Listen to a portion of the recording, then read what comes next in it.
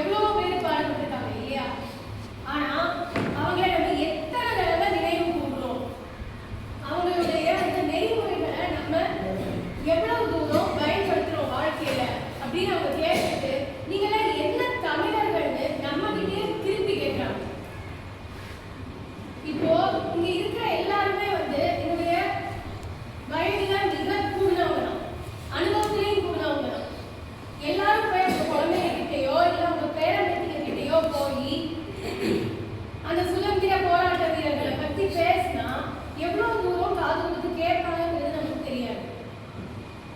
ஒரு கார்ட்டூன், ஒரு புனையப்பட்ட கதாபாத்திரத்தை பற்றி பேசினா பிள்ளைங்க கேட்குறாங்க. சரி, குழந்தைங்களோட மனநிலை அப்படி இருக்கு அப்படின்னா இளைஞர்கள் அதுக்கும் மேல ஒரு படிதான் போயிருக்காங்க. இப்ப பெரும்பாலான இளைஞர்கள் புரட்சி குரல்லாம் கொடுக்க முன் வந்துட்டு இருக்காங்க. அது ஒரு புறம் இருந்தாலும் இப்ப சமீபத்தில் நடக்கிற நிகழ்வை பார்க்கும்போது திரையில நடிக்கிற அந்த நடிகர்களுக்கு பின்னாடி இருக்கிற அந்த மோகம் தான் அதிகரிச்சுக்கிட்டே போகும். அப்போ பாரதியார் பாடுவாங்கல்ல, தண்ணீர் விட்டோ வளர்த்தோம், அதுல ஒரு வரி எவ்வளவு அழகா இருப்பாங்க. நூலோகல் செக்கடியில் நோவதும் காண்கிலையோ அப்படின்னு. அந்த செக்கடியில் வெந்து சிறைச்சாலையில புண்ணான இந்த வ.உ. சிதம்பரனார் அவர்களுடைய நினைவு நாள் இந்த நவம்பர் 18ஆம் தேதி வருது, 89வது நினைவு நாள். அப்படி இருக்கும்போதுதான் நான் நிலையேற விளையாட்ட சொன்னேன். நான் இப்ப சமீபத்துல அவருடைய புத்தகம் ஒண்ணு படிச்சேன். எனக்கு அதை பத்தி சொல்லணுங்கிற ஒரு எண்ணம் இருக்கு. இப்ப வந்திருக்கிறது இவ்வளோ பேர் அப்படின்னா அதுல நான் சொன்னதுக்கு அப்புறமாக போய் ஒரு 2 பேர் அந்த புத்தகத்தை வாங்கி படிச்சாலும் அந்த 2 பேர்ல ஒருத்தர் அந்த புத்தகத்தை பத்தி இன்னொருத்தவங்க கிட்ட சொன்னாலும் அது போதும். நம்ம நாட்டுக்காக உழைத்த அந்த வ.உ.சிக்கு நம்ம இந்த தருணத்துல ஒரு மரியாதை செலுத்துற மாதிரி இருக்கும் சார்னு நான் சொன்னேன். அதுக்காக ஒரு அருமையான வாய்ப்பை எனக்கு ஏற்படுத்தி கொடுத்த நிலையேறையாக்கு எனக்கு நன்றிகள். இப்போ நான் சொல்றேன், வ.உ.சியை நமக்கு எப்படியெல்லாம் தெரியும், பல பரிணாமங்கள்ல தெரியும். ஒரு சுதந்திர போராட்ட வீரரா தெரியும்.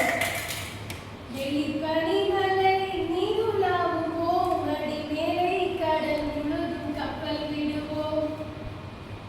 நம்ம இந்தியாவுக்கு ஒரு சுதேசிய கப்பலை வாங்கிட்டு வரும்போது அப்படி ஒரு ஜம்முடு கப்பல்ல வந்தா இல்லையா, கப்பலோட்டிய தமிழனா நமக்கு தெரியும்.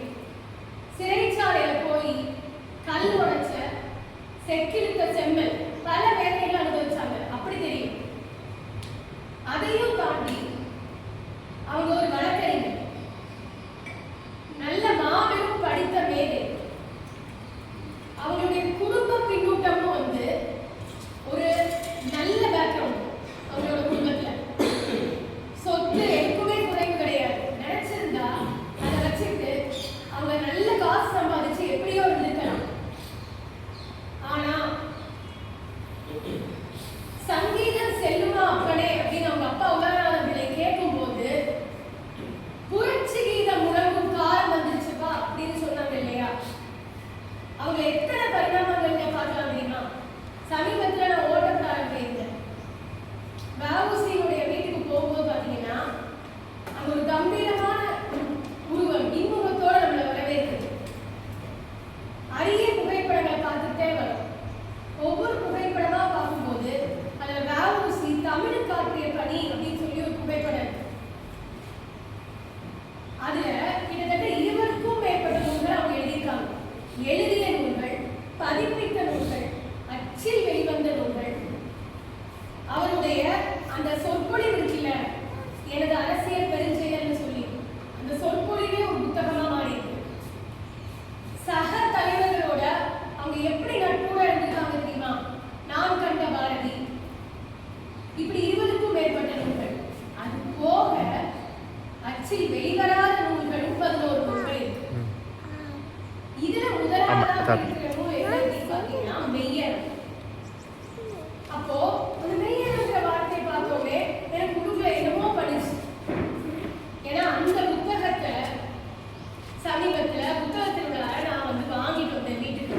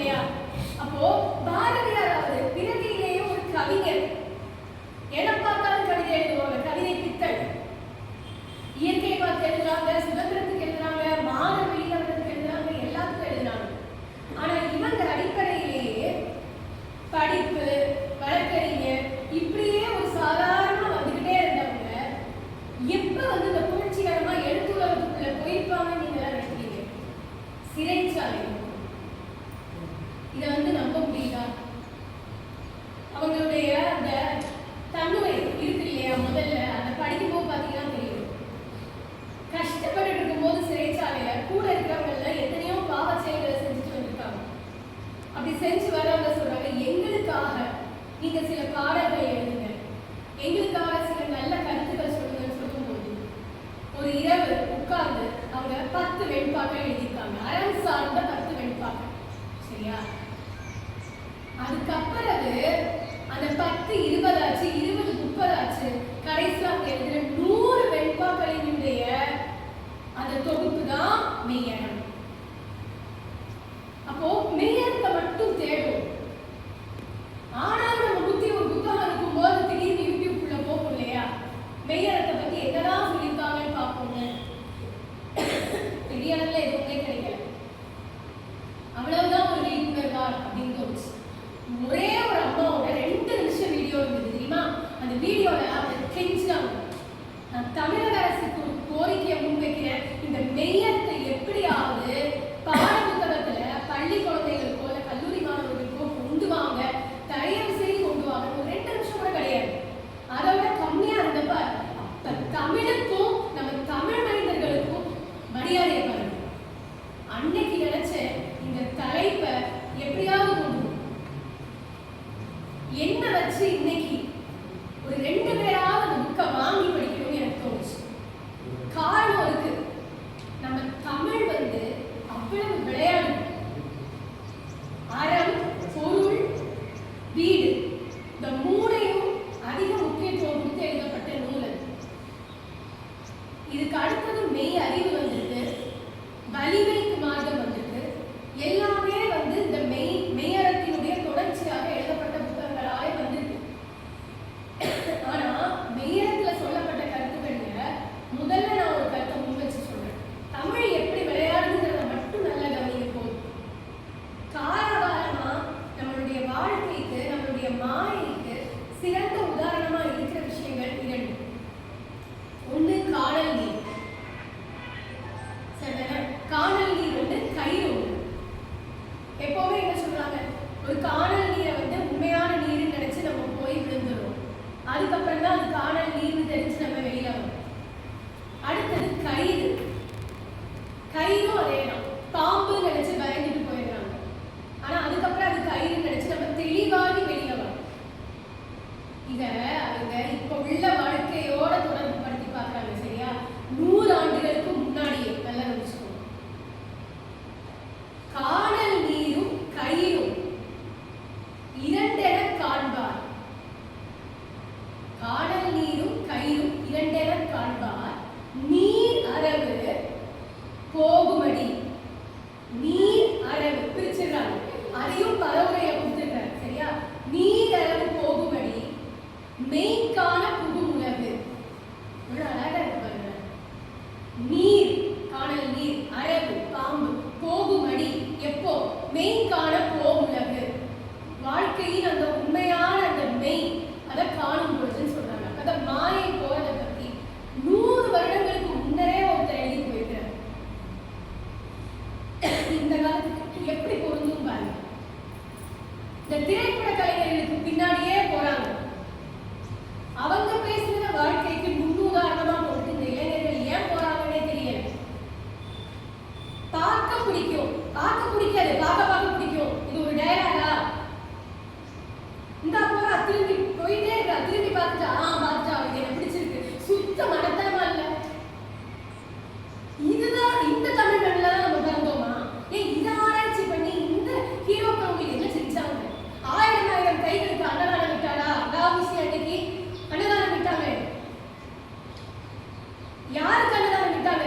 வேலை இல்லாம திண்டாட்ட அந்த தொழிலாளர்களுக்கு அன்னதானம் விட்டாங்க. 5ஆம் நெஞ்சரா இருந்தாங்க. கிட்டத்தட்ட 150 மேடைகள்ல போய் புகழ்ச்சி பேச்சு பேசினாங்க. யாருமே மதிக்கிறாங்களா? நவம்பர் 18ஆம் தேதி ஒரு நாள் வரும், கேலண்டர் அட்டையில வாவுசியுடைய படம் வரும். இந்த முண்டாஸ் போட்டுருக்காங்க, இங்க யாரு தற்காலட்டி? ஓ வாவுசியா, பிறந்த நாளா இறந்த நாளா?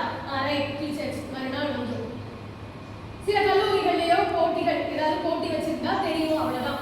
அந்த ஒரு நாள் ஒரு 10 நிமிஷமாவது நடக்கும் மனசால. ஆனா அதே ஒரு நடிகருக்கு பிறந்த நாள் வருதுன்னா 10 நாளைக்கு முன்னாடியே அதுக்கு ஒரு சங்கம் இருக்கும். என்ன சங்கம் இருக்கு? எதுக்கு பேனர் இருக்கு? இவ்வளவு பெரிய பேனர் கிலோமீட்டர் அதற்கு முன்னாடி அங்க தூங்கும். அவங்க பேர்ல வந்து அத்தனை நல்ல காரியம் பண்றேன், அது பண்றேன், இது பண்றேன், சீரழிஞ்சு போயிட்டு இருக்கு. நான் தெரியுதா கொஞ்சம் வந்து என்னைக்கும் எழுதிட்டு போயிட்டாரு. காணல் நீருக்கும் கயிறுக்கும் என்னைக்கு வித்தியாசம் தெரியும்? மெயின் காணும்னு போட்டுருக்காங்க. உங்களுக்கு தெரியுமா? அந்த காணல் நீரும் கயிறை வச்சு 10 வெண்பாக்கள் எழுதியிருக்காரு நேரத்துல. நான் சொன்னது ஒரு கடுகளவு உதாரணம். அப்ப பாருங்க, படிக்கும்போது அப்ப எவ்வளவு வேகம் எனக்கு இருக்குன்னா, கேட்கும்போது உங்களுக்கு வேகம் இருக்குன்னா, நீங்களும் அதை எடுத்து படிக்கும்போது எவ்வளவு வேகம் வரும்ல. இதே விடுங்க, முதல் அத்தியாயமா என்ன வருதுன்னா தன்னை அறிதல் ஒரு அத்தியாயம் வருது. இப்போ அதுக்கும் இப்போ ஒரு உதாரணம் சொல்றேன். வியாபாரமயமாயிட்டு இருக்கு யூடியூப்ல எல்லாமே. ரொம்ப ரொம்ப அழகா வியாபாரம். எதுக்கு அவகாசம் இருக்கு? அப்பப்ப நம்ம என்ன சொல்றோம்? அவகாசமே இல்லை, அவகாசமே இல்லைன்னு. இதை கேட்க நமக்கு அவகாசம் இருக்குது. எடுத்த உடனே ஒருத்தர் வராரு, இப்படி பெருசா காடிலாம் வச்சுட்டு ரொம்ப சீரியஸா ஒரு விஷயம் சொல்றாங்க. என்ன சொல்றாங்க? ஒரு பேப்பர் எடுங்க, தினமும் எழுதுங்க, ஒரு வாரத்துக்குள்ள இந்த பொழுதுல எண்ணிங்க, முக்கியம் இந்த பொழுதுதான் எண்ணிக்கணும் அப்படிம்பாரு. 555 தடவை அது ஒரு நம்பர் வச்சுப்பாங்க. நான் யாரையும் இதுல பொதுவா குறிப்பிடல, நம்மளுடைய மனக்கணத்தை தான் குறிப்பிடுறேன். 555 தடவை இதை நீங்க எழுதி முடிச்சிட்டீங்கன்னா, அதுவும் சும்மா எழுதக்கூடாது, கருப்பு பேனால எழுதவே கூடாது, நீல பேனா இல்ல பச்சை பேனால எழுதணுமா. அதை எடுத்து என்ன செய்யணும்? ஒரு கிளாஸ், அந்த கிளாஸ் முழுக்க தண்ணி இருக்கணும். காவாசியும் குறைஞ்சிருக்காங்க. தண்ணிக்கு ஒரு ஈர்ப்பு சக்தி இருக்கலாம். சரியா? ஏன் இதெல்லாம் சொல்றேன்றதையே நான் சொல்றேன். அப்போ அதுக்கு மேல நீங்க அந்த பேப்பரை வச்சிடணுமா இரவு முழுவதும். இப்படி பண்ணிட்டே வந்தா நம்ம என்னெல்லாம் நினைக்கிறோமோ அதை வந்து ஈர்ப்பு விதி மூலமா நமக்கு கிடைச்சிருங்க. ஒரே வரியில அதை சொல்லிட்டாங்க. தன்னை அறிதல் அத்தியாயத்துல சொல்லிட்டாங்க. தன்னை அறிதல் பொருட்டு பொன்னை அறிந்து என்ன என்ன பயன்கிற மாதிரி கேட்கிறாங்க. இருக்கிற அந்த பொன்னை எல்லாத்தையும் வந்து தெரிஞ்சு வச்சிருக்காங்க. ஆனா தன்னை தன்னை பற்றி ஒரு முறை கூட யாருமே நினைக்கல, நினைச்சு பார்க்கல அப்படின்னு அவர் சொல்றாரு. அதை பார்க்கும்போது தெரியுது, இவ்வளவு தூரம் நம்ம இந்த இதெல்லாத்தையும் படிக்கிறோமே, நம்ம உட்காந்து அந்த செல்ஃப் அனாலிசிஸ் சொல்லக்கூடிய ஒரு 10 நிமிஷமாவது பண்ணி பார்க்கணுமா? அதை நம்ம பண்ணி பார்த்துருந்தோம்னா இதுக்கு பின்னாடி எல்லாம் போய் நம்ம நேரத்தையோ பணத்தையோ கிரயமாக்கவே மாட்டோம். இந்த தன்னை அறிதலுக்கும் கிட்டத்தட்ட 10 வெண்பாக்கள் எழுதி தனி அத்தியாயமா வச்சிருக்காங்க.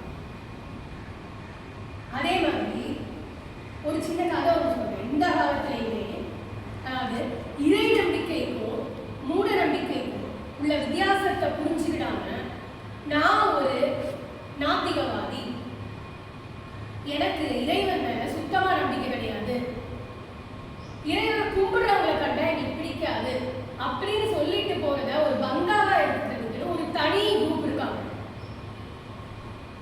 அவங்களுடைய சுயகருத்து அதுல நம்ம தலையிட விருப்பப்படாது.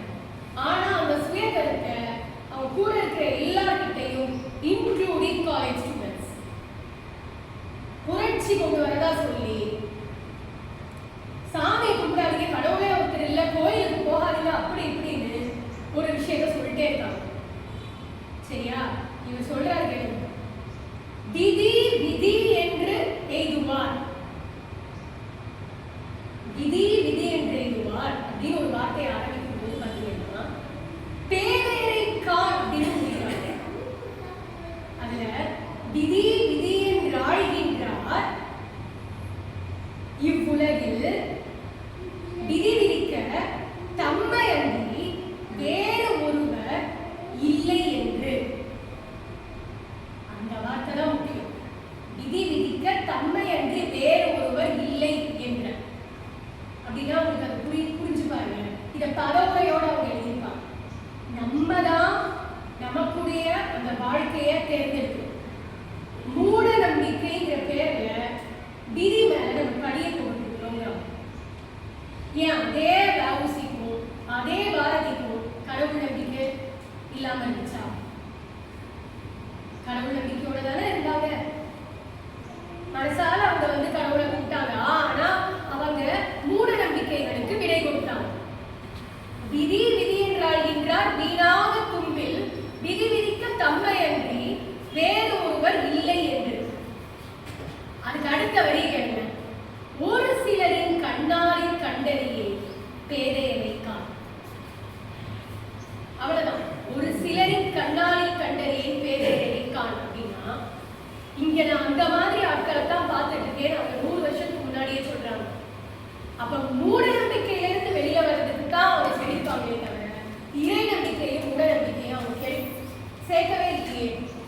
இப்ப உள்ள ஒரு உதாரணம் சொல்றேன் கேளுங்க. ஒரு பையன் வந்து வேலைக்கு கிளம்புறாங்க, வேலையோட நேர்காணலுக்கு கிளம்புறாங்க. இதுதான் ஒரு முக்கியமான ஒரு சின்ன கதையா, அந்த கதைக்குள்ள எல்லாமே கொண்டு வர முன்முயற்சி பண்ணியிருக்கேன். அவங்க நேர்காணலுக்கு போறாங்க. கிட்டத்தட்ட 6 மாசம் 7 மாசமா அவங்களுடைய எண்ணம் வந்து அந்த வேலையிலே இருக்கு. இப்படியாவது அந்த வேலையோட நேர்காணலுக்கு நம்மளை கூப்பிட மாட்டாங்களா அப்படின்னு. அப்படி போகும்போது கரெக்டா வெளியில போறாங்க, ஒரு கருப்பு கூட ஒன்று குறுக்க போயிடுது. உடனே அவங்க அம்மா கருப்பு கூட குறுக்க போயிடுச்சு, அச்சோ அம்மா ஏன்னா போகும்போது அச்சோ ஏன்னா கருப்பு கூட போயிடுச்சு, 5 நிமிஷம் உட்கார்ந்துட்டு போவாங்க. 5 நிமிஷம் உட்காடுறாங்க, தண்ணி குடிச்சிட்டு போகுது அப்படிங்கிறாங்க. அப்ப தண்ணி குடிக்க போகும்போது என்ன ஆகுதுன்னு பாத்தீங்கன்னா, அவங்க அம்மாவும் ஒரு சாதாரண கப்பலை வந்து தண்ணியை வைக்கணும், கண்ணாடி டம்ளர்ல தண்ணியை கொண்டு வந்துருச்சு. இவனுக்கு இருக்கிற பதட்டத்துல டம்ளர் டக்குன்னு தண்ணியை சிந்தி கீழே உடஞ்சிச்சு, போச்சு. நம்ம ஆட்கள் என்ன சொல்லுவாங்க, கண்ணாடி உடஞ்சிச்சு. உனக்கு இந்த வேலையில என்னமோ ராசியே இல்லை, நீ வந்து இந்த வேலைக்கு நீங்க எனக்கு தெரிஞ்சு நேர்காணலுக்கு போகாது. தப்பு தப்பா பேசாதீங்கம்மா, கண்ணாடியை எப்படி கொடுத்துட்டு அது கண்ணாடி டம்ளர் உங்களை யார் எடுத்துட்டு சொன்னா அப்படின்ட்டு அவன் வேகமா எழுதிட்டான். காலில் அந்த கண்ணாடி குத்தி இருந்து சிராயிடுச்சு. ஐயோ ரத்த வருது, போச்சு தம்பி, அம்மா இதுக்கு மேல ஓட்ட பேசினா நீ ஏதாவது சொல்லி வேலைக்கே உள்ள வச்சுருக்க அப்படின்னு சொல்லிட்டு அவன் பார்க்கறான். மணி வந்து 11 மணி ஆகும், போச்சு. இனிமேல் நல்ல நேரம் கெட்ட நேரம்லாம் எங்க அம்மா பேச ஆரம்பிச்சுருவாங்க. எனக்கு ட்ரெயினுக்கு நேரம் ஆயிட்டு, நான் கிளம்புறேன் அப்படின்னு சொல்லிட்டு வேகமா போறான். அவன் போற நேரத்துல உண்மையிலேயே அன்னைக்கு ஏதோ ஒரு சூழ்நிலை அவனுக்கு வேலை கிடைக்கல. திருப்பி ரிட்டர்ன் வரான், முகம் வாட்டமா அவ்வளவு சோகமா உள்ள வரும்போது, முகவாட்டத்தோட வரும்போது அவங்க அம்மா கேட்காங்க, எனக்கு ஆரம்பத்திலேயே தெரியும் அந்த கருப்பு கூட முதல்ல பிடிக்க போயிடுச்சு, அவசகுணமாச்சு, கண்ணாடி உடஞ்சிச்சு, அந்த கீரி உனக்கு ரத்தவால வந்துச்சு, ஏன் இதுதானே மூட நம்பிக்கை, இப்படி